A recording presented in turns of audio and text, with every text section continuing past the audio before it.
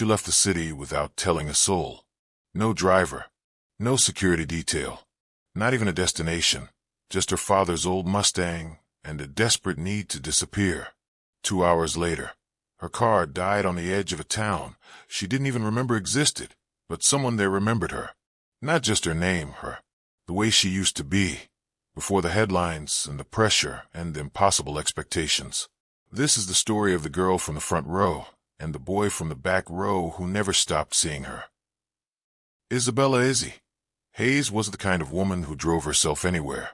As the only daughter of a real estate magnate and the public face of Hayes Industries, she had spent her life surrounded by personal drivers, carefully plotted schedules, and meetings that always seemed more urgent than her own thoughts. But that morning, something inside her simply cracked. The boardroom was filled with polished shoes, expensive suits, and the deep voices of men twice her age, debating mergers and acquisition strategies. Izzy sat there, pen poised above a legal pad, not hearing a single word. She closed the folder in front of her, stood without explanation, and walked out. Her assistant's voice called after her. She ignored it.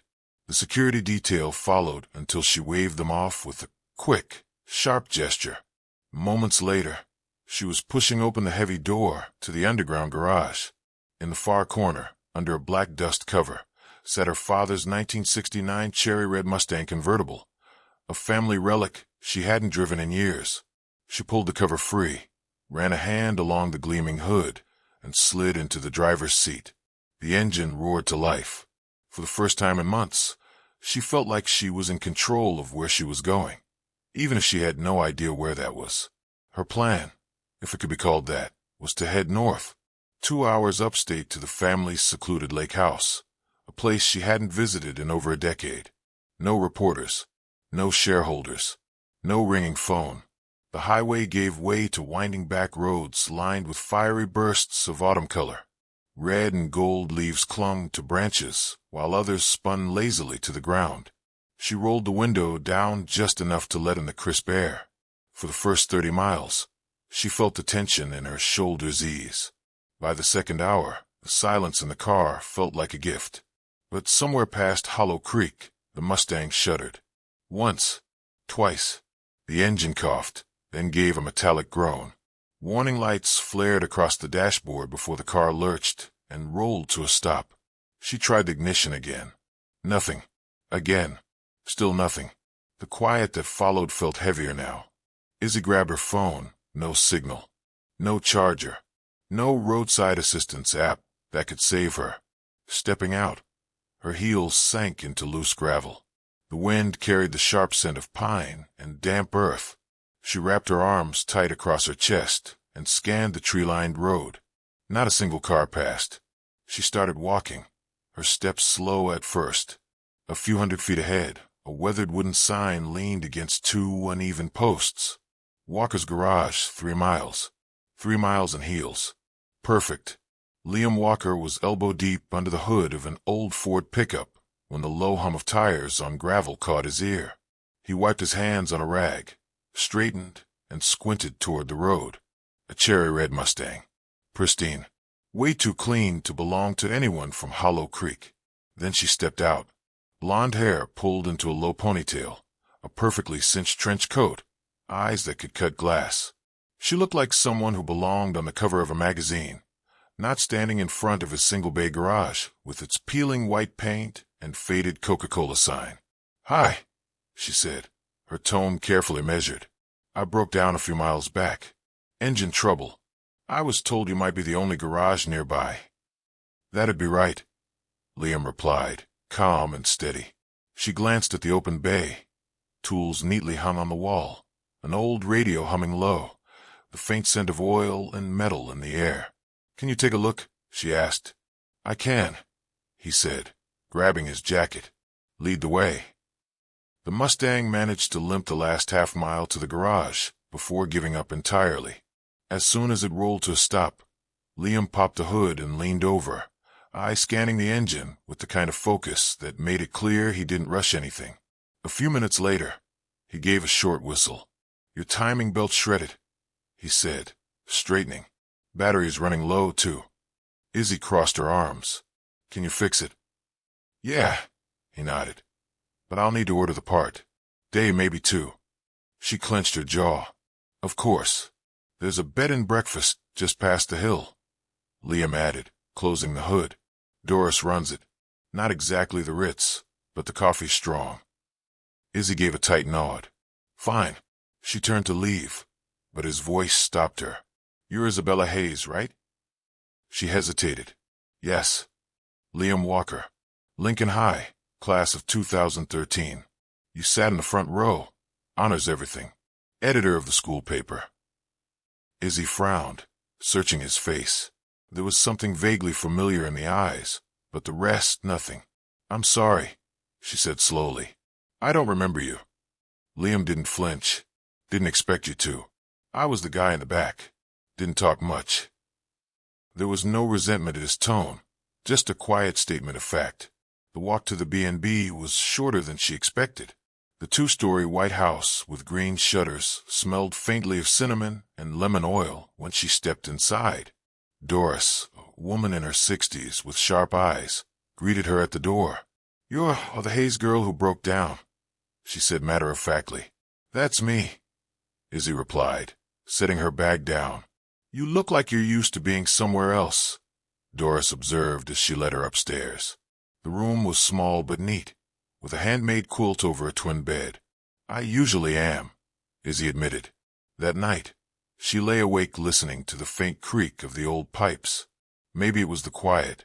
Maybe it was the fact that Liam Walker remembered her, and she didn't remember him. The next morning, she walked back to the garage. Liam was bent over the workbench, Tom Petty murmuring from the radio.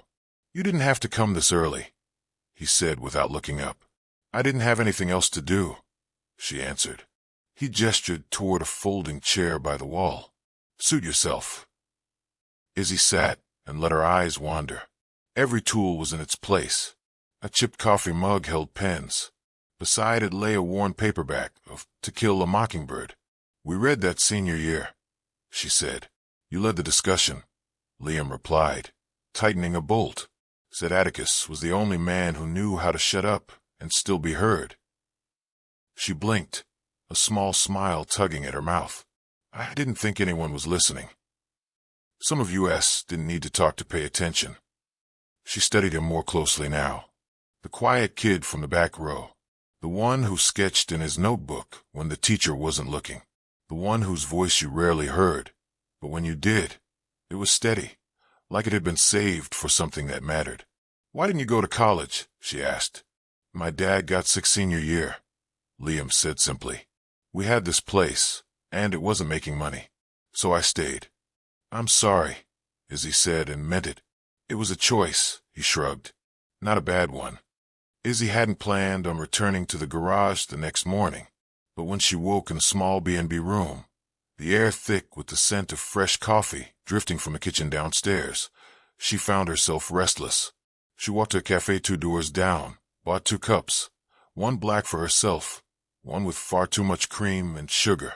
She didn't know why, but she had a feeling Liam wasn't a bitter coffee type. When she stepped into the garage, he glanced up from under the hood of a car. You guessed right, he said after a sip. I hate bitter. She leaned against the counter beside him. I'm observant eventually. He smirked faintly, then nodded toward a rust-colored Mustang on the lift. Want to see something that actually matters? She followed him, heels clicking on the concrete. As he talked her through the repair, his voice was calm, patient, never condescending. She realized she was genuinely interested, though she couldn't explain why. Halfway through, Liam glanced sideways. You ever get tired of being the person everyone watches? She hesitated. All the time. He just nodded, as if he already knew the answer. That afternoon, waiting for the new part to arrive, Liam led her up a narrow dirt path behind the garage. At the top was a ridge that overlooked Hollow Creek, its single gas station, the tiny diner, the old brick library. My dad used to bring me here, he said, sitting on a weathered bench. Said the view reminded him where he was going. Izzy took it in. I always thought towns like this were boring. They are, he said with a small smile, until they're not. She turned toward him. Do you ever wish you'd left? I used to. Thought success meant getting out. Now, I think it means being at peace with where you are. She didn't respond right away. When she finally spoke, her voice was softer. I miss when ambition didn't feel like pressure. When I liked being the best because I was proud, not because I was scared of falling. Liam picked up a pebble and tossed it off the ridge. You were always running toward something. And you were always sketching, she said. That evening, they ate takeout noodles on the hood of a truck. The garage lot bathed in the amber glow of the streetlight. Liam lifted his container in a quiet toast to unlikely stories. She met it, to people who remember you when you didn't notice them. Their eyes held for a beat longer than felt casual. Back at the B&B, Izzy dug through her travel bag for a small notebook, not her planner, but something less structured. She started writing fragments of thought. Liam Walker remembers everything. I only remember how loud I used to be. A knock at the door broke her focus. Dora stood there, holding a small envelope. Delivery for you. Inside was a folded sheet of sketch paper. It was her, sitting in the garage, coffee in hand, eyes distant. No note, no signature. But she knew exactly who had sent it. She placed it gently on the nightstand. For a long time, she just stared. The part arrived just after noon, a small box with a barcode and the faint smell of cardboard and machine oil. Liam sliced it open with a pocket knife and got to work. Izzy hovered nearby, not in the way, just close enough to hand him a socket or hold a flashlight. He didn't ask her to. She just did. By late afternoon, the Mustang sat a little taller, its engine purring like it remembered how to breathe. Liam wiped his hands on a rag and rested his hips against the workbench, eyes on the car as if listening to a familiar voice. She's ready, he said. Izzy didn't reach for the keys. Instead, she nodded toward the road that ran past the shop and disappeared by the school. Take me somewhere. Liam's brow lifted. Where? Anywhere that matters. He glanced at the clock on the wall, then grabbed his jacket. Okay, come on. They walked, past the diner with the neon sign that always flickered, past the library with the carved wooden owl over the door, past a mural the seniors painted years ago that had faded into a patchwork of color and memory. The air held that late-day warmth that sits on your skin and smells like cut grass.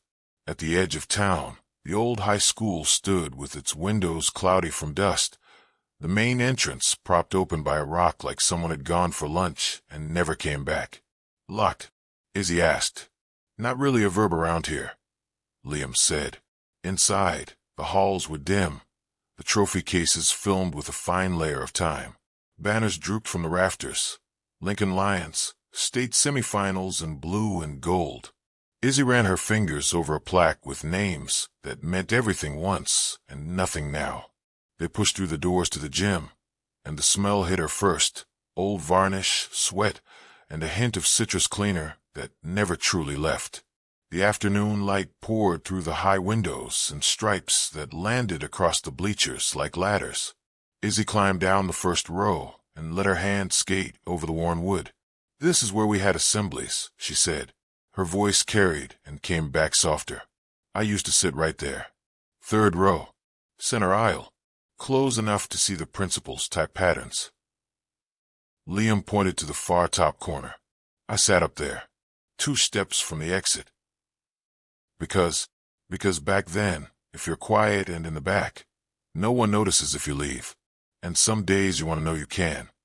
Izzy looked up to where he'd pointed, trying to reconcile the boy who hid in shadows with the man who stood so solidly beside her now. I don't know how I missed you, she said. You were in every class.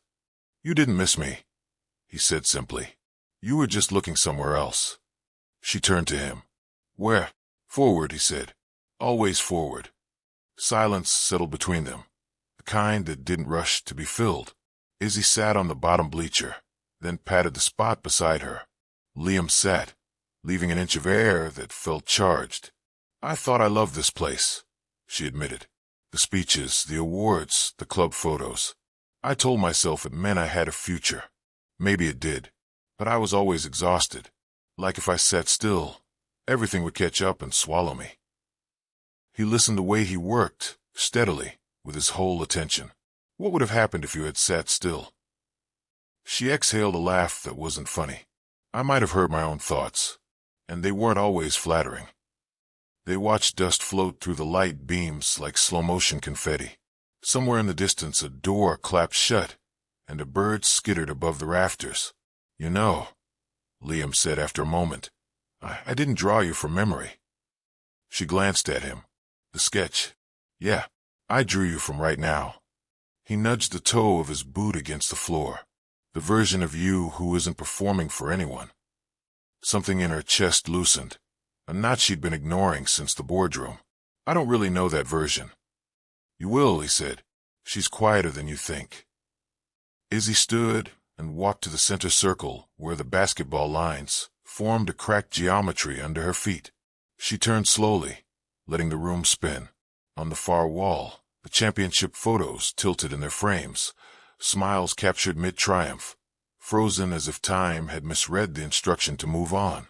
"I used to think the front row meant you mattered," she said, "but I think it just meant people expected things from you." "Back row meant nobody did," Liam replied. She faced him. "Which one's better?" He smiled, that small, unhurried smile that always felt like the first note of a favorite song. "Depends what you need that day." They left the gym through the side door that opened to the practice fields, now half wild. The goalposts leaned like tired sentries, and the track was a ghost circle, more weeds than rubber. They walked to a broad oak that threw a coin of shade on the grass. Liam stopped and nodded at a patch of ground, as if pointing out a landmark on a map only he kept. "I used to sit there at lunch and sketch," he said. "Sometimes cars. Sometimes people I didn't know. Sometimes the way sunlight made the cafeteria windows look like glitter." Izzy lowered herself into the grass and felt the earth cool through the fabric of her coat. "I was probably 100 feet away," she said, "and I never looked." "That's okay," he said, joining her. "You're looking now." They lay back, shoulder to shoulder but not touching, and stared at a slice of sky framed by oak leaves. The clouds drifted like ships confident in their routes. "What did you want then?" she asked. "Back in high school. A place that didn't need me to talk to know I was there," he said, "and to build something with my hands that didn't disappear at the end of the day." And now, he considered this, eyes on the trees. Same answer, just clearer. The light shifted cooler, the way it does before evening decides to commit. A breeze moved through the oak and brushed their faces with the clean scent of green. "Do you miss anything from back then?" he asked. Izzy took her time. "I miss when ambition didn't feel like a measurement. When I liked being good at things without wondering who was watching." She swallowed. "Sometimes I'm not sure I ever stopped performing. I just upgraded the venue." He turned his head, studying her profile. "You don't have to perform here." She didn't look at him, but she smiled. "You say that like you've made a rule." "Not a rule," he said. "A promise." They sat up, brushing grass from their clothes. The sky was a deeper blue now. The school's windows held long reflections like stacked mirrors. On the walk back, they passed the art room. The door was unlocked. Of course it was. Inside, the long table smelled of glue and acrylic. A jar of forgotten paintbrushes sat like a bouquet gone stubborn. On the wall, a corkboard held student work yellowed at the edges. Charcoal hands, watercolor skylines, a graphite portrait of a girl with hair like smoke. Izzy stepped closer and read the faded index cards beneath each piece. Self-portrait, perspective study, still life. No names she recognized until she reached the end. Automotive line work, Liam W. It was a tightly inked sketch of an engine exploded into clean layers, each part labeled in careful block letters. The control of it amazed her, precision full of patience. She'd always known him as a shadow. This was the first time she saw the spine. "You did this," she said, not really a question. "Yeah," he said softly. "Mr. Garrison asked if he could keep it.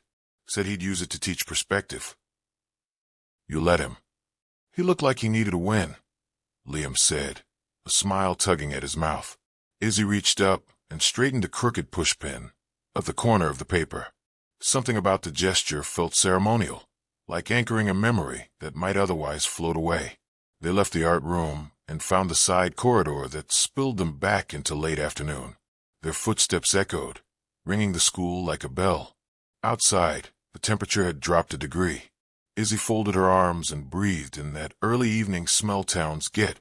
Laundry soaked from open windows, something frying 2 blocks over. A hint of gasoline where a mower had quit for the day. By the time they reached the garage, the streetlights were flickering awake. Liam propped the bay door open and clicked on a yellowed fluorescent over his workbench. The Mustang waited in the mouth of the shop, eager as a dog ready for a walk. "Want to take a victory lap?" he asked. Izzy looked at the car, then at him. "Let's drive nowhere in particular." They slid in, her behind the wheel, him adjusting the seat with practiced hands, and the engine turned over like it had been listening all along. She pulled onto the road, windows down, hair catching the wind. They didn't speak for several minutes. The road did all the talking. Hollow Creek unspooled in front of them. Cracked pavement, mailbox shadows, front porches where people sat in quiet companionship. They passed the ridge behind the shop, the one with the bench that saw the whole town. The sun was slipping lower, turning the world the color of honey. "Keep going," Liam said, and she did, following the curve of the road until it narrowed and the trees leaned in as if sharing a secret. At a clearing, a narrow turnout offered a view of the lake, flat as polished stone, catching the sky's last bright. Izzy killed the engine. The silence that arrived wasn't empty. It had weight, a fullness like breath held in a chest. "I used to race every second," she said quietly, hand still on the wheel, like time was a thing I could beat if I just tried hard enough. "How's that going?" She laughed softly. "Ask me tomorrow." They sat with the lake until the first chill urged them back into motion. When they returned to the garage, the street had thinned to a few cars, and a single bicycle flashing a red rear light like a heartbeat. Liam hopped out and rounded to her side. He didn't reach for the keys, and she didn't offer them. For a moment they just stood, the Mustang ticking as it cooled, the night easing in. "Thank you," she said, "for the gym, for the field, for letting the past be less loud." He shrugged, but his eyes were warm. It's easier to hear the present when the old echoes fade. She nodded, then glanced toward the office where his sketchbook lay half open under the desk lamp. "Do you still draw people?" "Sometimes," he said, "when they're not trying to be seen." Izzy smiled. "I don't know how not to try." "You're closer than you think." Something fragile and fearless moved between them, a bridge made of everything unspoken. Izzy tucked a stray strand of hair behind her ear and stepped back. "I should get back to the B&B. "I'll walk you," he said. They didn't talk much on the way. The town made the kind of small sounds you only notice when you've stopped rushing. Wind at the eaves, a dog's collar clinking, the soft thud of a screened door shutting 2 houses over. At the steps of the B&B, Izzy turned. "If I leave tomorrow, will it mess up your rhythm?" "Engines don't break on schedules," he said. "Neither do people." "Will you be here if I come back?" He looked at her like the question surprised him by how easy it was to answer. "Yeah, I will." She reached for the doorknob, paused, and then, almost shy, added, "Good night, Liam." "Good night, Izzy." Inside, Doris was passing through the hall with a basket of folded towels. "You look different," she said, squinting as if searching for the reason. "Do I?" Izzy asked, and heard something hopeful in her own voice. Less tense, Doris decided. "Like you remember where your shoulders go." Izzy laughed under her breath. "Working on it." In her room, the sketch still lay on the nightstand. She sat on the edge of the bed, lifted the paper, and traced the lines of herself as if learning a new face. Then she pulled out the small notebook and wrote, "Front row, back row. Maybe the only row that matters is the one you are in now." When she put the pen down, the quiet felt different. No longer an empty room, but a space with room to breathe. She turned off the lamp and lay in the dark, listening to the old pipes and the soft creak of the house settling. Sleep came gently, like a curtain falling at the end of a play where everyone, finally, has said only what needed to be said. The morning sun was still low when Izzy stepped into the garage, suitcase in one hand, car keys in the other. The Mustang sat gleaming in the open bay, polished like it was ready to be shown off.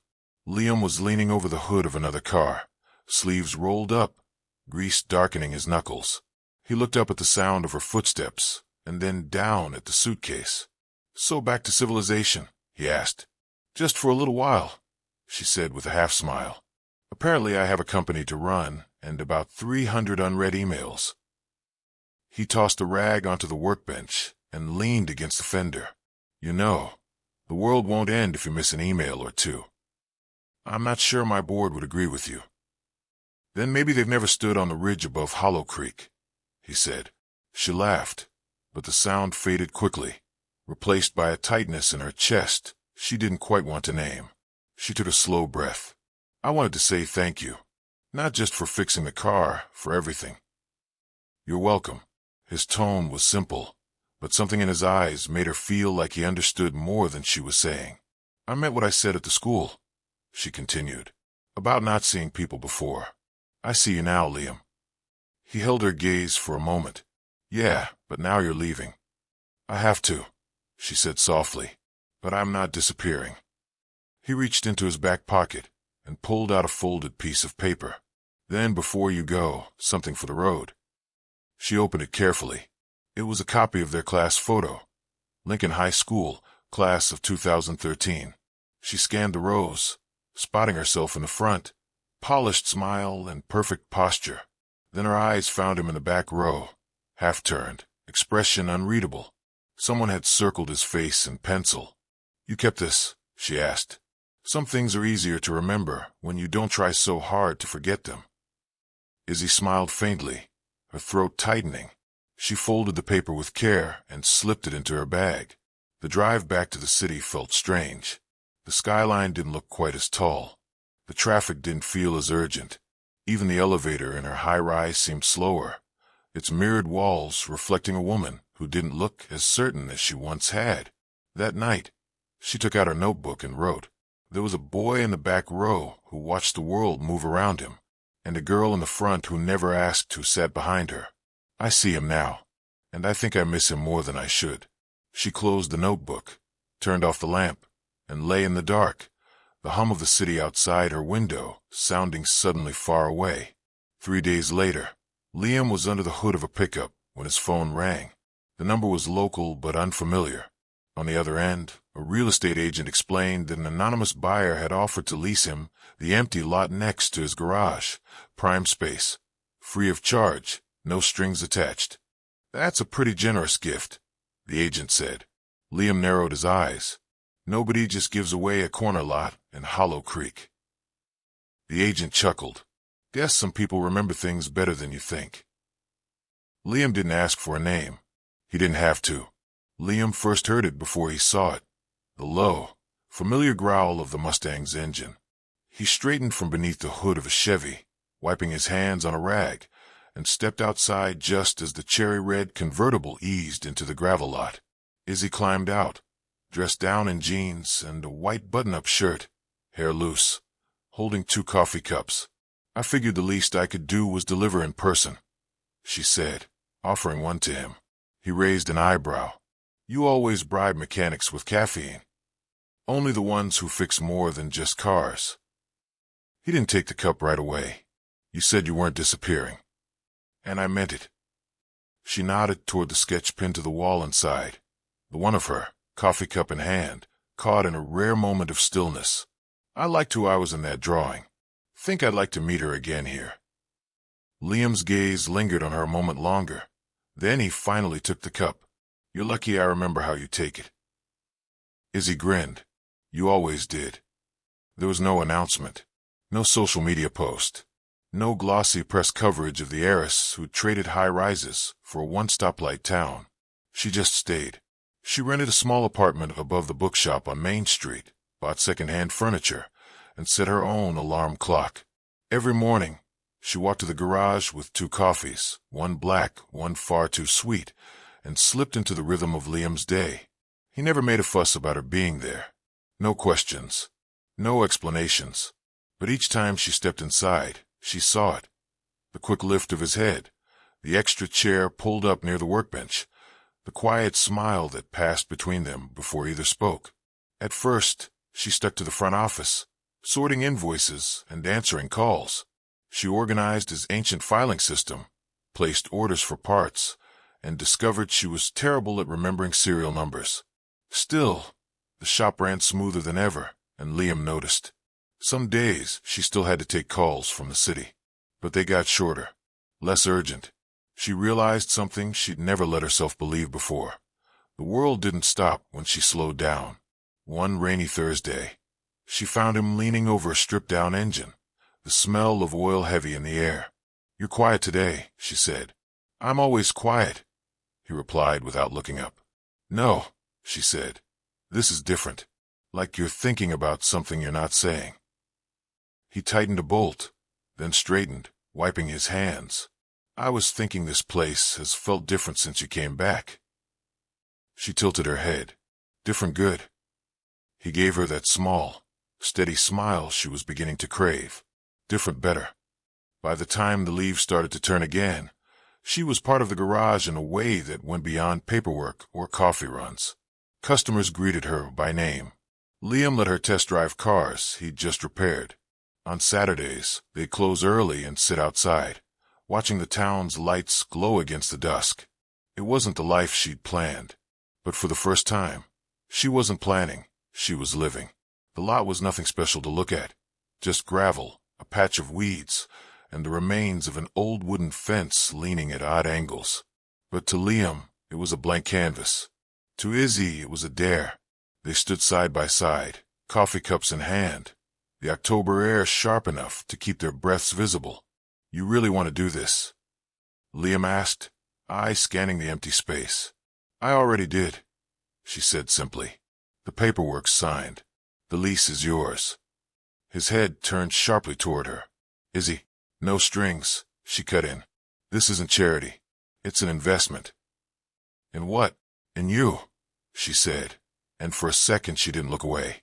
Something flickered in his eyes, part gratitude, part something deeper, but he didn't press. "So what's the plan?" "Community space," she said, her voice quickening with the shape of the idea. "Half garage, half learning center.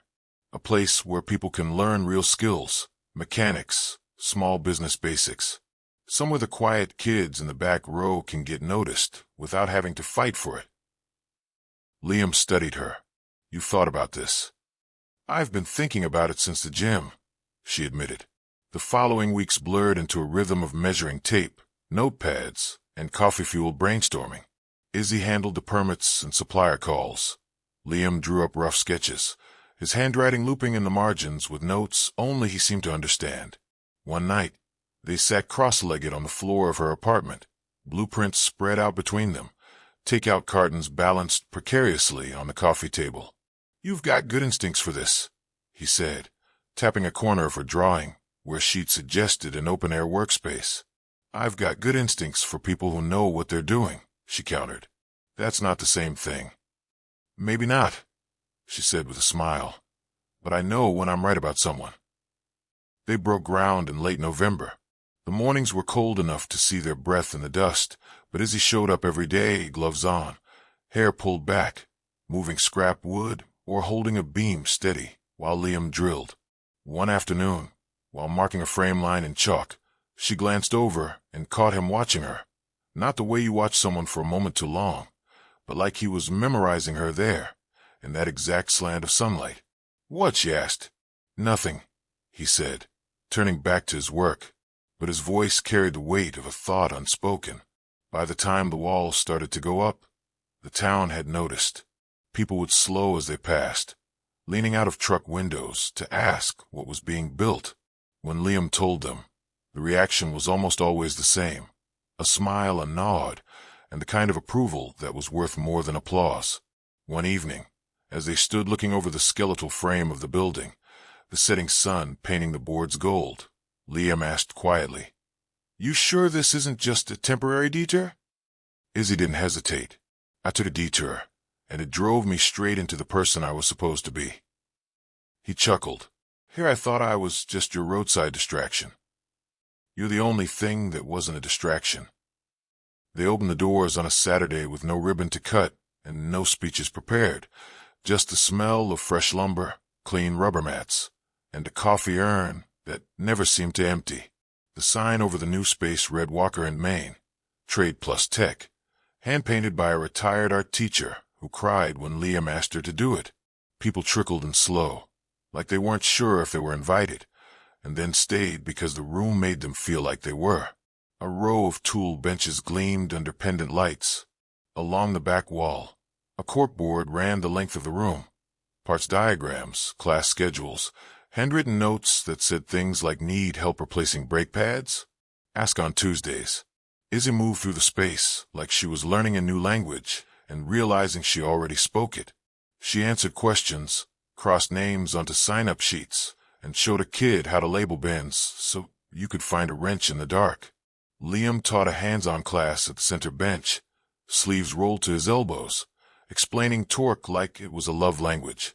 At some point, 3 high schoolers claimed a corner table with a laptop and a mess of notepads. Izzy drifted past and caught their header, the back row project. A bulletin under it read, "If you've ever felt invisible, put your name here.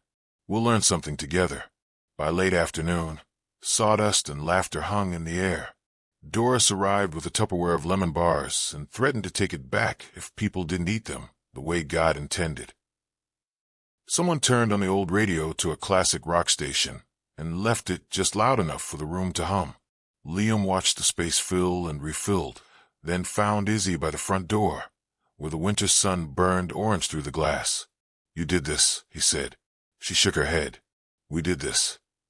He studied her a second longer. "Stay after," he said. "I want to show you something." They locked up in the blue hour and climbed a ladder to the garage roof. The town spread below them like a pocket map, 2 stoplights and a string of windows glowing in soft squares. The ridge was a smudged line in the distance, the lake beyond it reflecting the last scrap of day.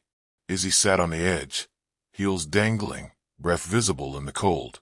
Liam set 2 enamel mugs between them, tea, not coffee, and took his usual place at her side. "What was the thing you wanted to show me?" she asked. He nodded toward the sky. "This." She laughed. "Very poetic, Walker." "I meant it," he said, smiling. "But also this."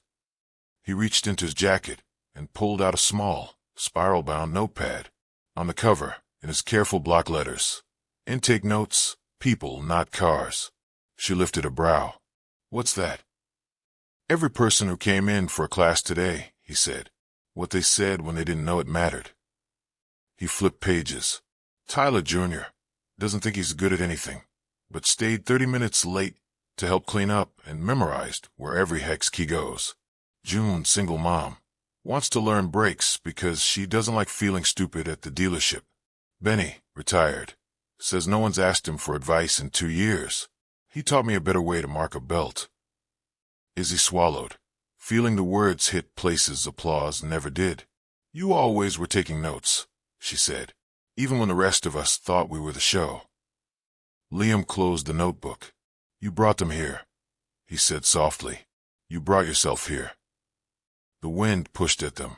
She tucked her hands into her coat sleeves. "I used to think staying would mean I failed at leaving," she said. "But leaving was never the point, was it?" "No," he said. "Being where you mean to be is." They fell into a quiet that had become its own kind of conversation. After a while, he asked, "You planning on staying?" She tilted her head. "Do I look like someone with a return ticket?" He laughed, warm, low, the kind of sound you feel in your ribs. "I had to ask." She looked out over the town. "When I was a kid, I thought the front row meant I mattered. Then I spent a decade making sure everyone knew I was there. Today, a girl I've never met told me she wants to be a mechanic because engines don't judge." That felt more like matching than any headline. Liam watched her carefully. "So what now?" She turned to him. "Now I stop performing. Now I build." He didn't move toward her, not at first. He let the confession breathe. Then he shifted. inching closer until his shoulder touched hers. Light, steady, absolutely sure. You know, he said, the version of you who doesn't perform is quieter than I think. She finished, smiling. Yeah, he said, and truer. He kissed her then, not like a beginning that needed fireworks, but like a truth finding its shape. It was simple and certain and anchored, like most good things in Hollow Creek. When they pulled apart, her forehead rested against his. "Na detour," she whispered. "No," he said, lips curving. "Home stretch." Word of the space traveled the way news does in towns built on porches and church basements. A week later, the Thursday class overflowed. Liam split the room into stations: basics of fluids, brake safety, small engines. Izzy taught a 15-minute money talk with a whiteboard and 3 rules written in block letters. Know the cost. Ask twice. Never be afraid to walk away. She watched faces change when information replaced shame. On Saturdays, they hosted quiet hours. No music, no chatter, just focused work and note-taking. It became the favorite window for those who'd learned to hide in the back row. By the 3rd week, a boy who hadn't looked anyone in the eye on day 1 was explaining calipers to a city council member who dropped in just to see. Izzy started a scholarship fund she refused to put her name on. Liam built a lending library of tools and labeled each one with tape and a Sharpie. Doris baked. The retired art teacher painted a second sign that read, "You're in the right place." Some nights, after the last student left, they sat on the shop floor with their backs against the office door, sharing a sandwich and marking the next day's list. Izzy used to fall asleep to the hum of late-night cable news. Now she fell asleep to the memory of sockets clinking back into trays. Her phone still rang from the city. Sometimes she answered. Sometimes she didn't. When she did, her answers were shorter. When she didn't, the world went on anyway, which turned out to be the biggest relief of all. One evening, Hayes Industries called about a televised panel. "We need you in the room," a board member insisted. "Visibility matters." "It does," Izzy agreed. "I'm visible here." "Here," he echoed, baffled. "In a place where people come to learn because it changes their lives," she said. "If the company needs a face, it will have to learn to speak without mine." She ended the call and found Liam in the main bay, shirt dusted with sawdust from installing a pegboard. He caught her look in the doorway. Wide open, a little scared, utterly certain. "You just drew a line," he said. "I think I finally found the right ruler," she replied. He reached for her hand, grease and all, and she didn't flinch. The first real snow arrived on a Sunday, fat flakes that turned the lot into a clean sheet. Classes paused. The town quieted. Izzy and Liam hiked to the ridge behind the garage, boots crunching, breath white against the blue air. They sat on the bench that had held so many of his father's quiet decisions and let the view soak everything in them that still rattled. "I used to think success meant the world knowing my name," she said. "Now I think it means someone knowing my silence." Liam squeezed her gloved hand. "I knew it before you did." She bumped her shoulder into his. "You could have said something." "I did," he said softly. "I built a place where it could speak." Below them, the town lights blinked on, one by one, like a promise you make slowly so you can keep it. Spring came on like a decision, sudden and obvious once it arrived. The workshop's corkboard filled with Polaroids, a kid with grease on his nose holding a certificate, June standing beside her car with new brake pads and a grin, Benny posing next to a whiteboard diagram that looked suspiciously like modern art. On a warm Friday evening, the Back Row Project held its first show and tell. The room was full, parents, neighbors, students, a few people from 2 towns over who'd heard there was something happening here that made you believe in starting over at any age. A girl named Maya, 15, stood at the front with shaking hands and explained how to listen for a failing water pump. Halfway through, she forgot the word forbearing. She looked at Liam. He didn't rescue her. He only nodded once, as if to say, "You already know it." She found it. The room applauded, not loud, but long enough to stick. Izzy watched from the side, tears burning and then cooling in the corners of her eyes. She felt Liam step up beside her without looking. His arm brushed hers. The room grew larger, and they did too. "Front row, back row," she whispered. "Turns out the only row that matters is the one you're in now." "Turns out," he said. When the night ended, they turned off lights and locked doors and stood beneath the sign one last time, as if taking a picture only they would ever see. She reached up, touched the curve of the W, and let her hand fall. "Ready to go home?" he asked. "I am home," she said. He leaned in, kissed her forehead, then her mouth, unhurried, sure. The kiss wasn't fireworks this time either. It didn't need to be. It felt like two steady lines finding the point where they meet and deciding never to drift.